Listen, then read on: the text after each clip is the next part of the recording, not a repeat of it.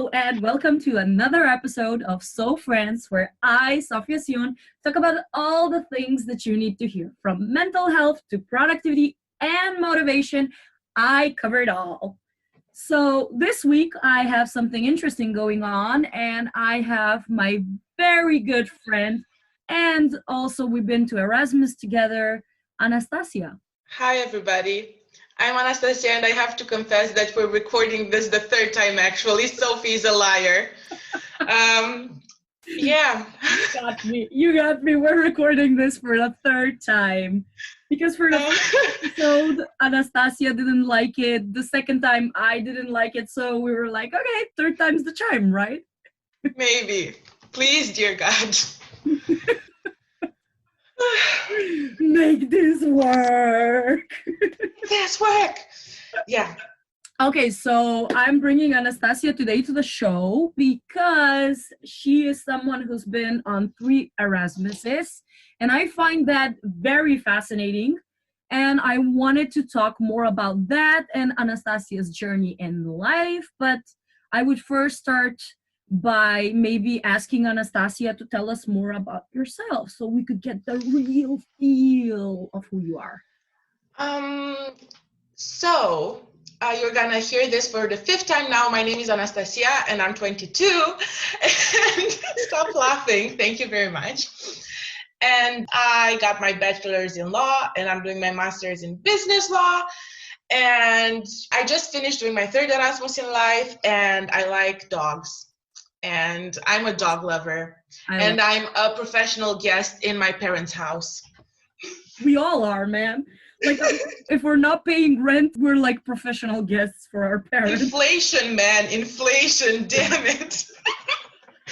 I mean, yeah, you're a business law major, so kind of makes sense, right? Yeah.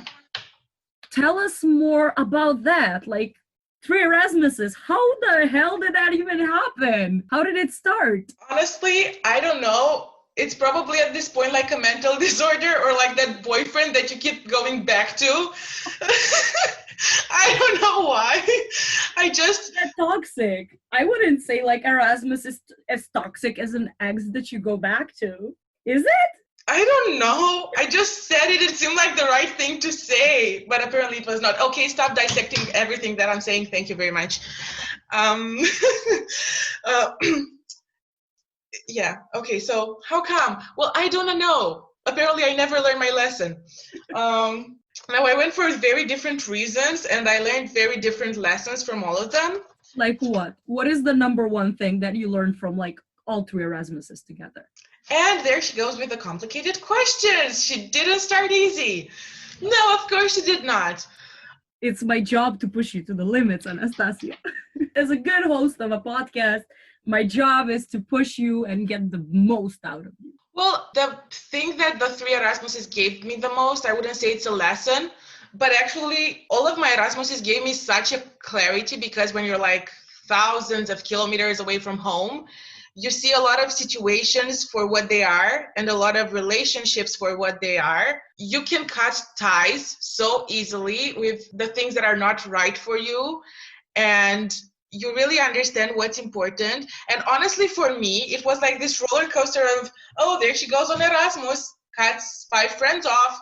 Oh, she goes on Erasmus again. She just gives up whatever internship she was doing before she left. Oh, she went on Erasmus. She'll give silent treatment to 3 more people. Like, that was just me. I know it sounds really funny, but actually it's like a really good thing. I swear. I promise. What was yours? For me, this Erasmus, especially because, we went together through quarantine, and as many of you know, I went through really, really hard surgery.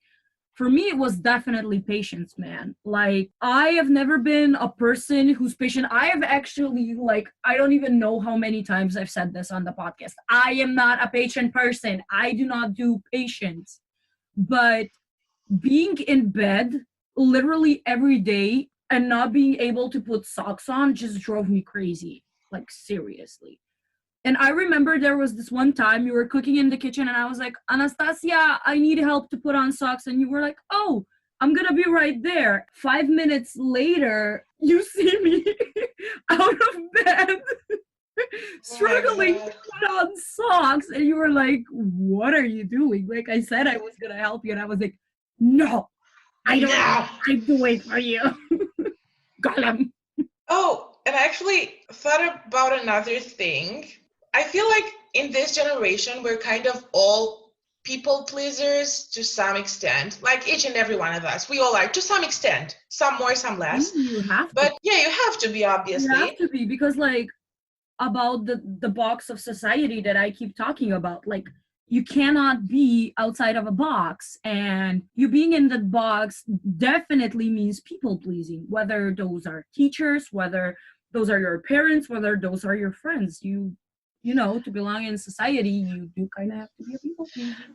I'm the kind of person that will take on her plate much more than she should. Actually, she'll get multiple plates and fill them up and try to get as many responsibilities as possible. Hey, do you want to have 3 internships at a time? Sure, I did that. And also volunteer at the same time?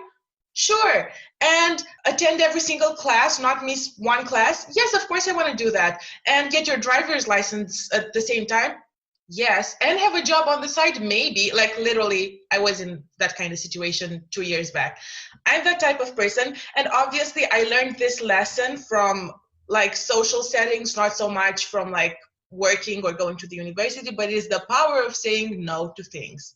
Like just say no. You don't want to be in a place with some people. Just say no, despite of you developing this fear of missing out. If you know you're not going to feel comfortable, just say no. If you don't want to do certain things, just say no. Be around not certain people, one person, you don't like them, you can say no to them. Just like, leave me alone, I'm sorry, I don't feel like doing this. And that applies also to like, you know, work life and university, academic life and whatever. And I told you, I learned it from like a slightly different environment, but I can apply it to like different situations in life. And I learned it the very hard way, but I did. Speaking of hard ways, I have another hard question for you. You said you were basically multitasking all the time. How did that affect you? Did it affect you positively? Did it affect you negatively? What were the consequences of that? Well, you know, whoever chases more than one rabbit doesn't catch any. We have a saying in Romanian. I don't know if it's a saying in English, probably it's not, but Romanian. Come on, maybe we have someone from Romania listening. cine fuge după doi iepuri nu prinde niciunul. And It that's sounds so weird. Yeah. By the way, on a scientific level, let me just tell you that multitasking doesn't work. Oh yeah, there's this really cool study that says not only does it not work, multitasking literally does not exist, because the neurons in your brain, I think it's neurons, please correct me if I'm wrong. Yeah. The neurons in your brain stop. And when you're doing two tasks at a time, your brain stops for one and then focuses on the other, and they switch. But it's a stop. You Yeah. physically cannot do things at the same time. Your brain just stops. So multitasking does not exist. Yeah.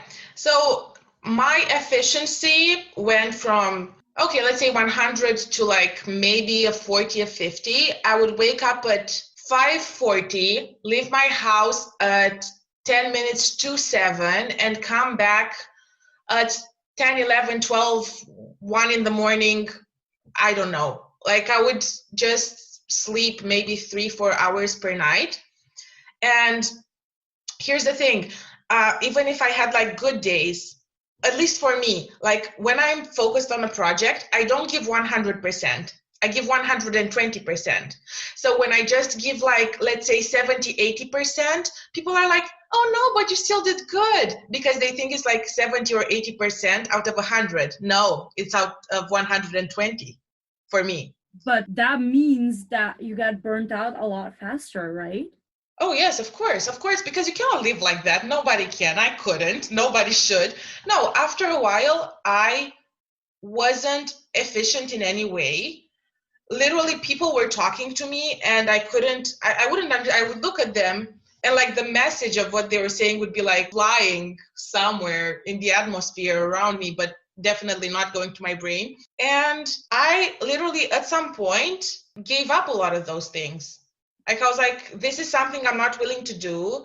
I'm going to say no to this. Basically, you prioritize, right? Yes, I prioritized a lot. I had, because I did it for like a few months, I think. It was in my third year of university. I did it for like the first semester, almost all of it. And at one point I was like, no, sorry, not interested. Oh, sorry, I'm going to have to miss out on that because I wanted to be everywhere at the same time. We all know that is impossible. And obviously that takes a toll on you, not only mentally, but also emotionally.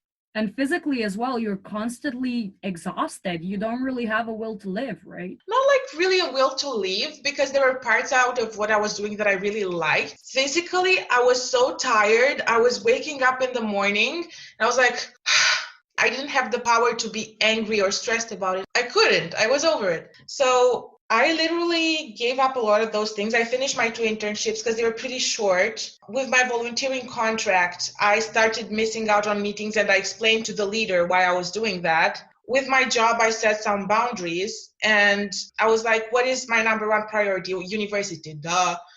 So I'm going to be there and everything that's on the side will be on the side. Okay, how does all of this connect to Erasmus? Is there some of these things that you actually learned on Erasmus or? Yeah, actually, kind of, yeah. It kind of all connects, the power of saying no to things. Also, every time I went to this kind of stressful periods, Erasmus came as a consequence of that. You're saying Like, you were under too much stress and that's why you did 3 Erasmuses? no, no.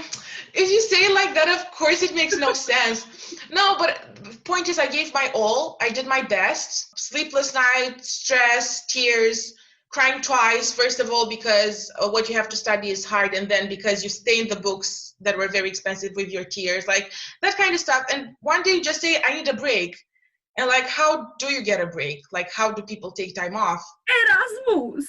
Erasmus, of course. That sounded like, I don't know if you remember, like all the time I was doing tequila.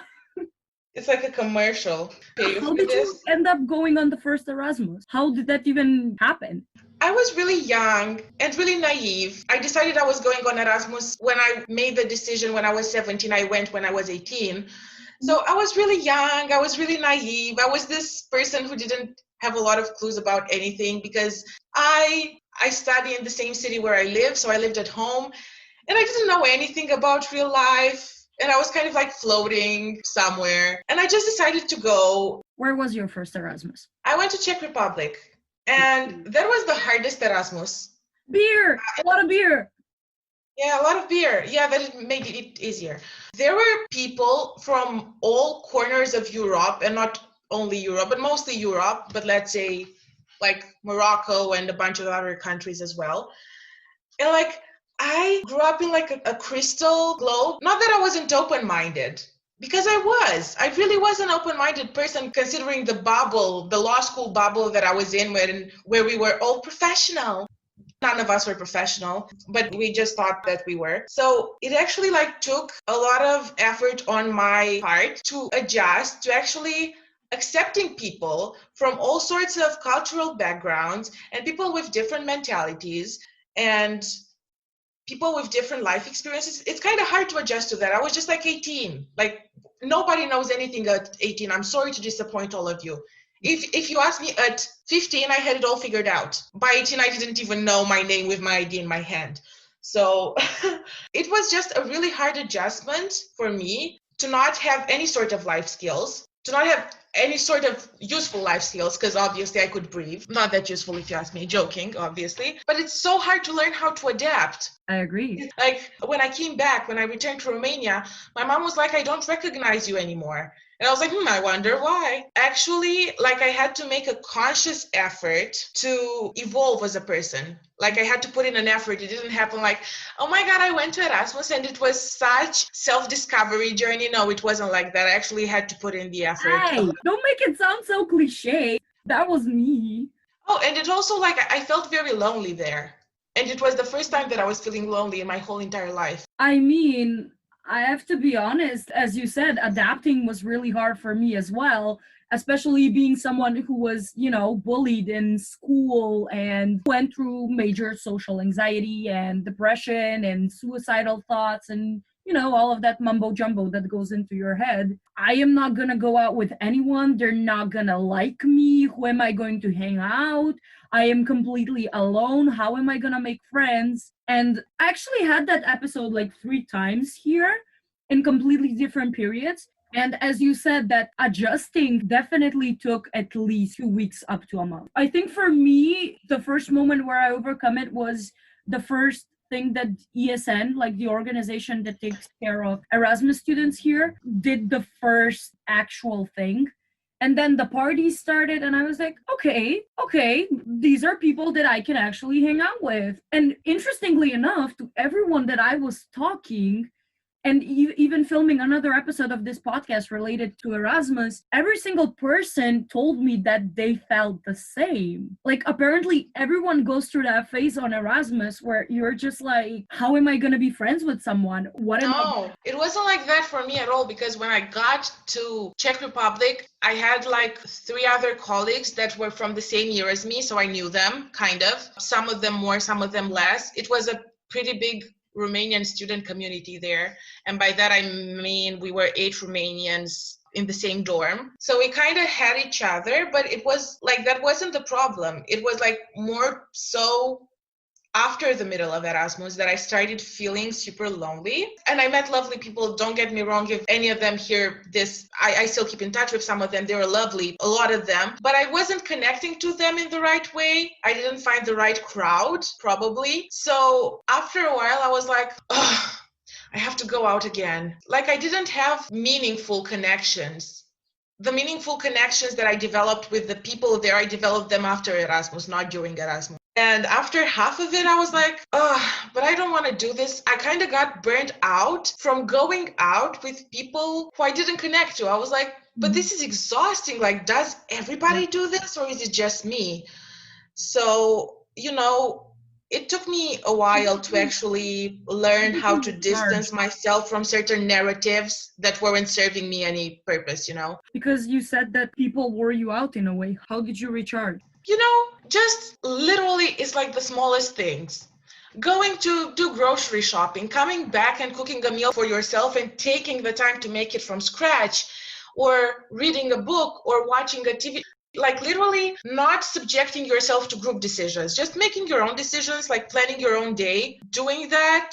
And then by the evening, when people were going out, I was like, oh, I feel good enough to go out. But like, there was a time there when I didn't feel good enough to go out, and I kept going out because I was like, oh, but people are socializing. Why am I not socializing enough? Because we were talking a lot about saying no, did you learn that during your first Erasmus, or that came later as an experience? I think I realized that I need to develop the power to like say no, but I think that idea had to be reinforced more than once afterwards for me to be able to apply it and not feel guilty and not develop, the fear of missing out and feeling like shit about it, basically. So basically what you're trying to say is it came later, right? I mean, it came to my brain back then, but it had to keep being reinforced. Like, it had to come as a lesson every time, not like this idea in my head that I might or may not apply. Okay, so that was the first Erasmus, basically. The first Erasmus was keeping up with people, right? That's how you would describe it. Yes, and learning how to make ice. But yeah, mostly learning how to be around. How to make ice? Yes. You cannot overfill the tray because it will overflow as it freezes, whatever. But no, it was mostly about learning, how to be around people and how not to be around people, and how to grow up and accept things for what they are and stop trying to be in control of every situation that you go through, because that's a problem that I have. If I could be in control of everything, I would. But fortunately, I cannot. Fortunately for the others, not for me. Well, that's nice. How did the second Erasmus came to be? came as a result of being mentally exhausted after getting my bachelor's degree in law after 4 years. I was so tired. I couldn't handle the thought of being in the same environment anymore. Like it was literally, I had finished law school, but it was like still very present around me with the same people and the same mindset and to run. Did you have the episode? Like, I am currently going through that, and I'm probably gonna do an episode on that as well. As in, I'm about to graduate fourth year on communication sciences and media and marketing communications as well. And I am where you were, what, like 1 year ago? 2 years ago? 1 year ago. 1 year ago. And I am having this episode where I'm like, man, I'm graduating. What am I going to do? Am I going to take a master's? Am I not going to take a master's? If I take a master's, what's my master's going to be in like? I don't want to study economics, but then again, I don't really want to study PR and I don't want to study communication anymore. And I'm kind of burnt out from studying all the time. Like, and just that constant, let's say, overthinking, as in, what am I gonna do? Did you have that episode? Oh, of course, but I think everybody has it.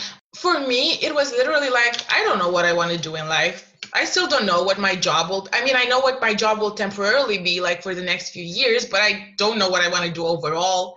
And I was like, so what do people do when they're finished their bachelor's?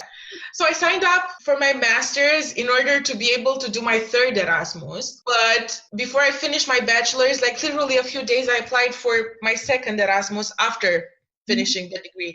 So I was like, oh, okay, we're going on holiday. It wasn't like that, but it felt that way. And I needed that because my brain cells were so burnt out. Even my mom noticed it. I never wake up and just start complaining, you know, I just get to work or whatever. 8 Scroll on o'clock my in phone. the morning, time to complain.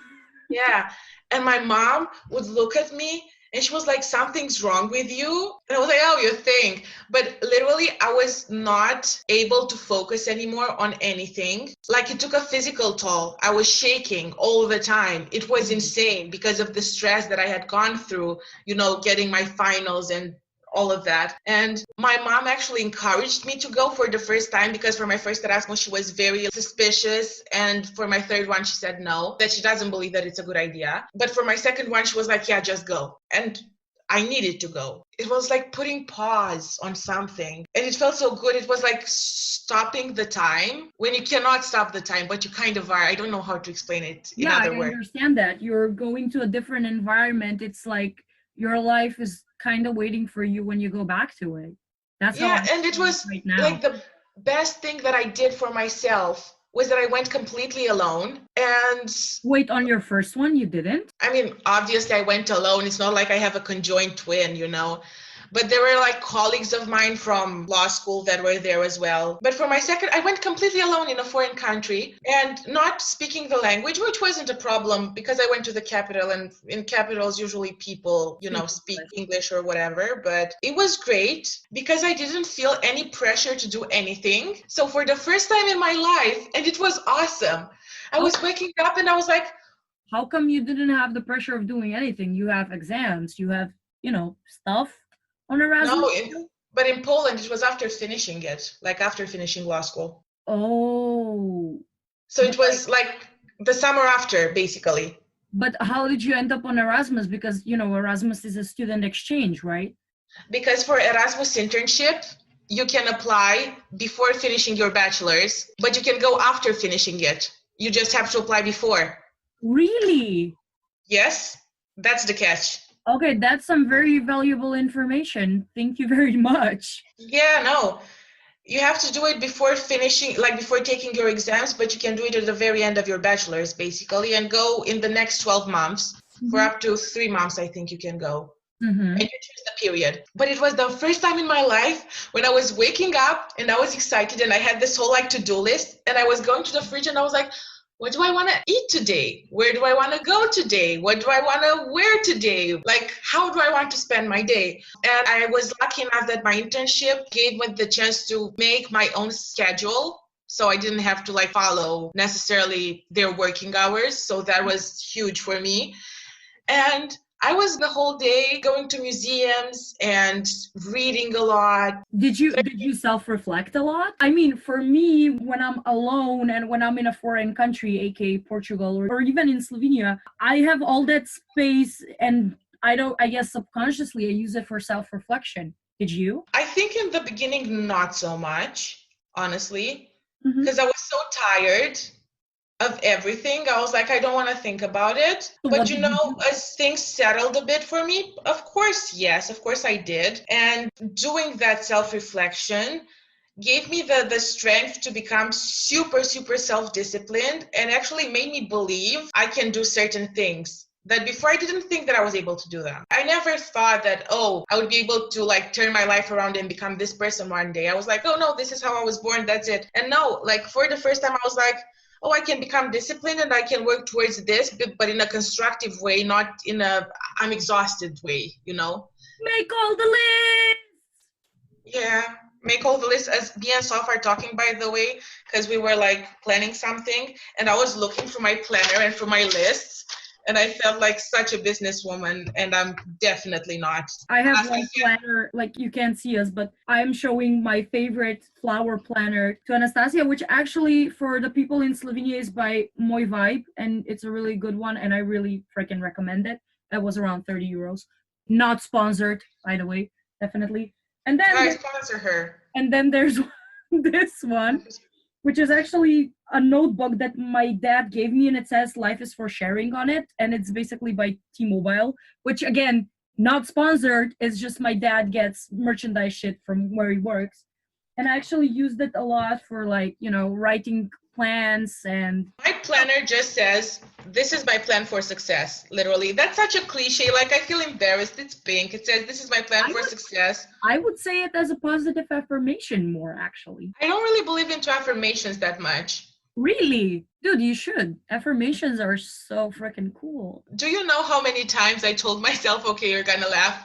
Just as an example, I'm gonna win this giveaway. I'm gonna get this, not job, but like position and whatever. Never happened. Not even once. Put in the work, But did the affirmations, put in. did you honestly, like with the core of your being, believe in that? You didn't you? You didn't. Dude, I still try to convince myself to believe in the zodiac. Convince yourself to believe in Santa Claus. Santa Claus is more awesome, Anastasia. Yeah, and the Tooth Fairy. Okay, where were we? Yeah. Where were we? Sidetracking is real, people. It happens all the time when we do podcasts. Yeah, we were on your second Erasmus and whether you were self-reflecting or not. Oh, yeah, and I told you, in the beginning, I wasn't really, I was so sick of it all. I didn't want to think about it. I didn't want to give it like the time of the day. But as time went by, I started slowly but surely. And I started processing things in such a healthy way and natural way. Like I wasn't, oh, I have to deal with all of this stuff that has happened in the previous years because this is my chance and I need to. I was like, oh, I just remember that happened at some point. Can't remember the specifics. I just remember it made me feel a certain way and I never took it into account. It was more like that.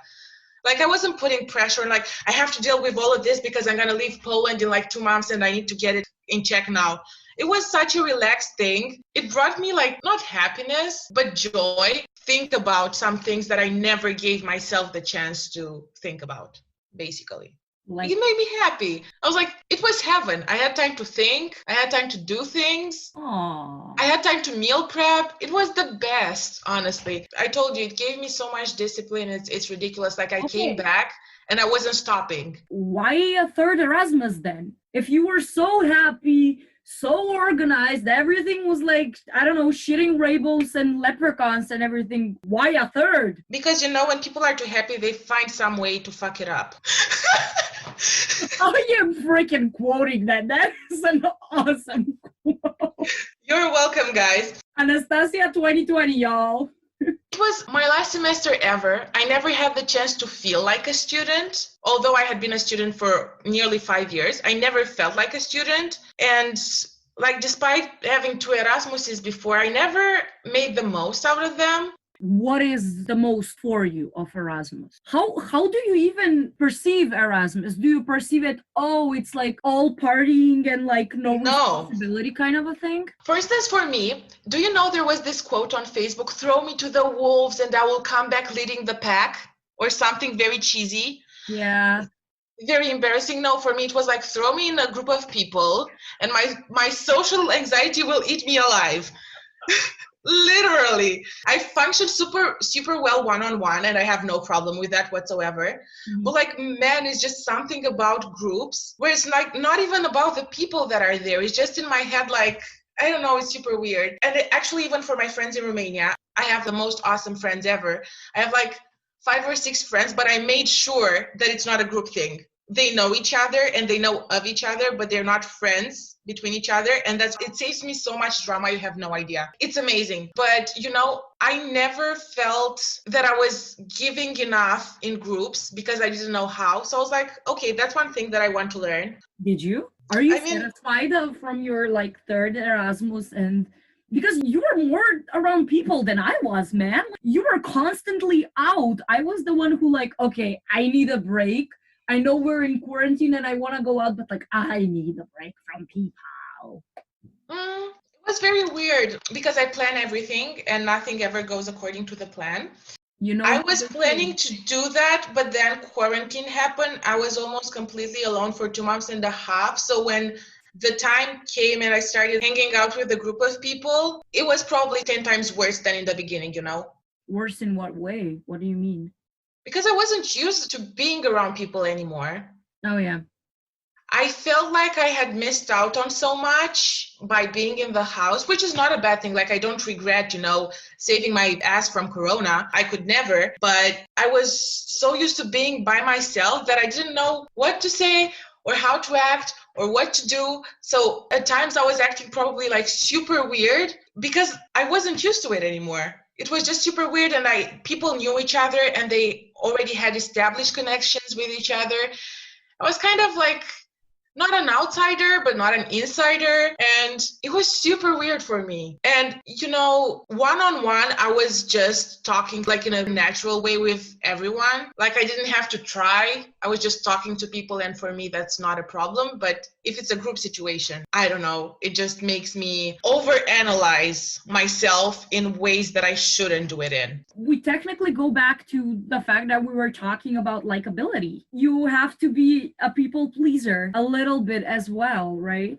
Obviously, it's important to adapt to group situations. Like, obviously, if let's say you hate certain type of people, it doesn't mean that you shouldn't give them a chance or that you should be rude to them. It doesn't mean that. The fact that, I don't know, you have had a certain type of experience with a certain type of person, you shouldn't take it into the next experience with you, that kind of bad experience. But you can't I think by everyone.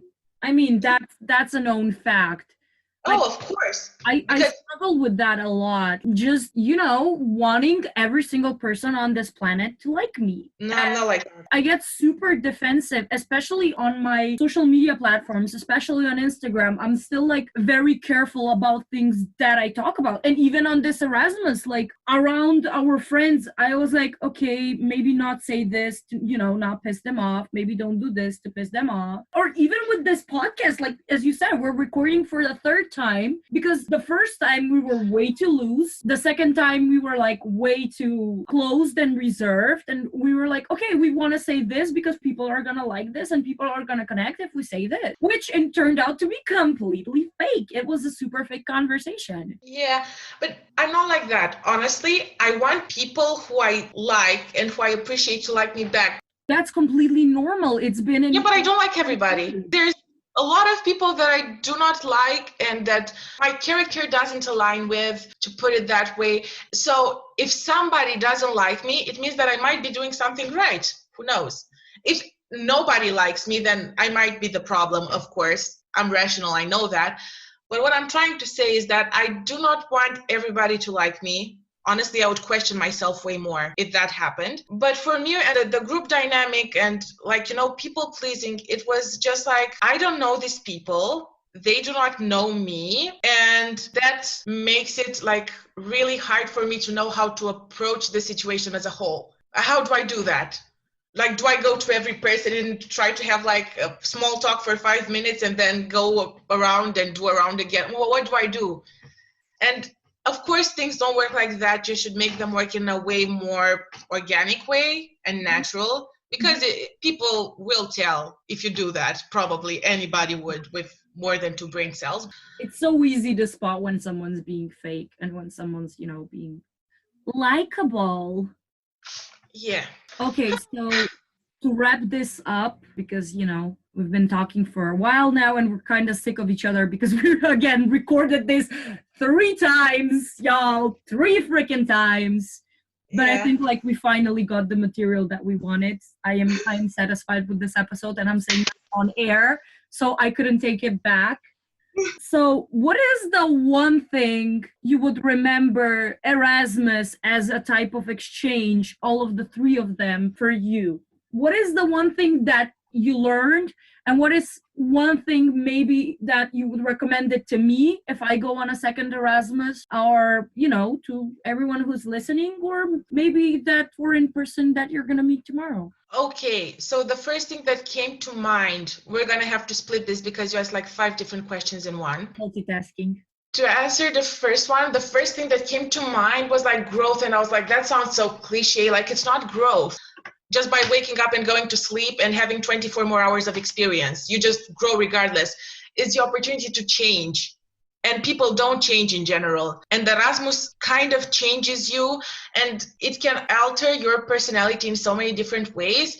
It can change your core values, which for me didn't, because it didn't need to probably, but it changed the way that I look at certain things. It changed the way that I act, the way that I react to certain things. It changed the way I think about myself, about other people. It actually helped me stop saying about people like, oh, they did this, they're a shitty person, whatever. It helped me begin to give people the benefit of the doubt, and it helped me begin to give myself the benefit of the doubt in some situations. And I think Erasmus, and for all of them, is the opportunity to change a lot of things about yourself and about the world. And here's the thing, once you come back from Erasmus, you come back changed, and everybody is the same. And it's very, very fun and funny to see that narrative unravel, because I'm going through it right now. I've changed in so many ways, and everybody's still the same. And they look sometimes at the way that I speak or the way that I do things, and they're very confused. It's very funny to watch that unfold,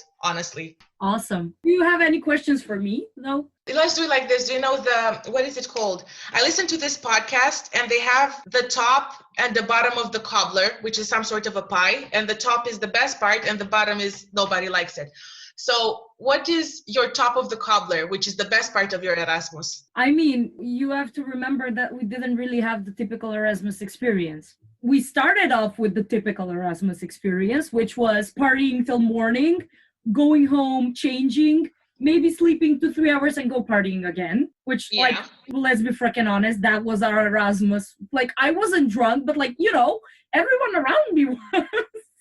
I don't know, like, maybe the best part was that I got to learn so much about new culture, about new foods, about new cities, that it definitely changed my outlook. Then again, I've been a person who's been traveling a lot for the last 2 years, and I can say that for, my work and travel trip as well. But I don't know, Erasmus was kind of different, and Erasmus kind of, gives you a little bit of an excuse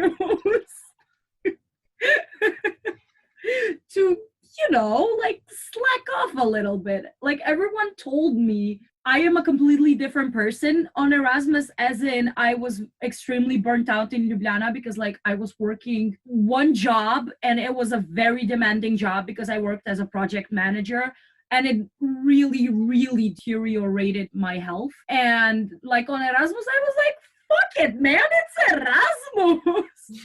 Like, I didn't really bother about going to class, which, again, I know it's not the best thing, but, like, seriously, are we gonna get up at 9 a.m. to go to Portuguese class? I mean, let's be freaking real. It's Erasmus. I would say that's the best part. And, the worst part was the pandemic. And for me, it was surgery. The other thing that was definitely the worst is bureaucracy. especially if you're a non-EU citizen, you have so much bureaucracy in Erasmus. You need like at Yeah. least 1 year to properly prepare. I don't know how it was for you, but like, okay, for me, I was lucky because in Slovenia, shout out to Fodava, love you. They handled everything pretty well. But I have to say, the Portuguese people being slow, not caring about things. I was like, do this. Come on, please. I need the documents. I need to go. I was here on 1st of February and I finished everything around by the 25th. So I had like 5 days to, go. So Yeah. maybe that was the worst part for me. And of course, the pandemic. And No, for me, actually, my best part, okay, aside from the food, and I actually believe this when I'm saying it, I don't eat to live, I live to eat, which are very different things. motto. So, pastel de nata probably, but no, aside from that, the best part was the people, man. The people, literally. Like, the Portuguese people that are so fundamentally different from the Romanian people, but also the people that I've met there, like other Erasmus students. There were like some people that I've met and that I actually want to see again, that I didn't think that would happen. I like most people, but there are some people that I really connected with. And then the worst part was probably the pandemic, but not in the way that you think.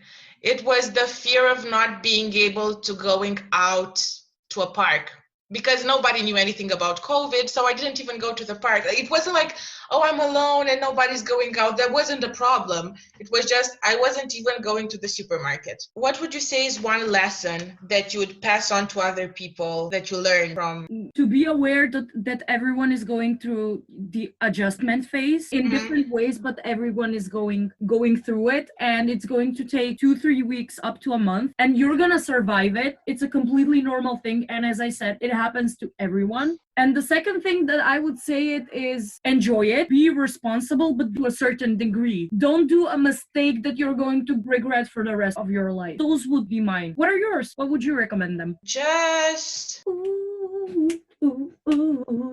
take each day as it comes, probably. Because, for example, I think each and every one of us had plans and Corona. So, like, appreciate every day for what it is. It's very hard to actually become friends with somebody. And even if you become friends on Erasmus, you don't know for how long you'll keep in touch or how close you'll be afterwards. So try to establish some connections and to actually really appreciate them and really invest in them. Actually, one of the weirdest and best moments in my life were when I was in Poland, and the girl from my first Erasmus, she texted me, she was like, oh, I saw on Facebook you're here. I live here now. Let's meet up. And it would be just awesome just going to a country and knowing somebody there. And also it would be like, have fun, but don't overdo it because you feel like you have to. Oh yeah, that as well. And be aware of peer pressure. Don't really succumb to it. There's going to be a certain point that you have to succumb to it, but do your best not to. Yeah, I think I agree with that. Okay, so this is a wrap on this episode of Soph Rants. Give props to ourselves. So if you like this episode and you want to hear me more rant with amazing people, I have so many amazing guests in line for you. Like this video, podcast thingy, whatever. Comment it, send me a DM on Instagram, show us some love, share it with your friends, tell everyone about this podcast because it's freaking awesome. And I guess I will see you in the next episode with another amazing guest next week. So stay tuned and just love people, spread the love, and just be positive, man. Bye. Bye, guys.